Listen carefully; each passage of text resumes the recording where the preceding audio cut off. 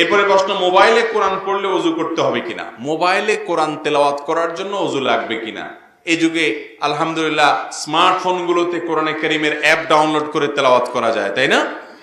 তো সেগুলোতে ওযু লাগবে কিনা, এটার উত্তর হলো যে মোবাইলে স্ক্রিন টাচ, আপনার যে মোবাইল, হ্যাঁ, এই স্মার্টফোনগুলো, এগুলোতে ওযু ছাড়াও যদি কোরআন তেলাওয়াত করেন তাতে গুনাহ হবে না।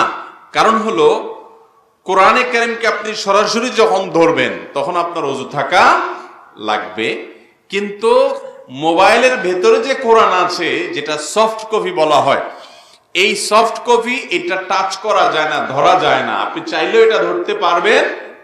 আপনি যে উপর দিয়া আঙ্গুল দিয়া সরায় সরায় পাতা উল্টাচ্ছেন, এটা আসলে সরাসরি ধরা হয় না, কারণ এখানে সেন্সর আছে, গ্লাস আছে, প্রোটেকশন গ্লাস আছে, অনেকগুলো আবরণ আছে, চাইলেও এটা টাচ করা যায় না। সেজন্য কোরআনে কারীম সরাসরি প্রিন্টেড কোরআন বা কোনো জায়গায় কোরআন লেখা আছে, ওটা স্পর্শ করার জন্য ওযু লাগবে, এটাই বিশুদ্ধতর মত এবং বহু হাদিসে ব্যাপারে বর্ণিত হয়েছে।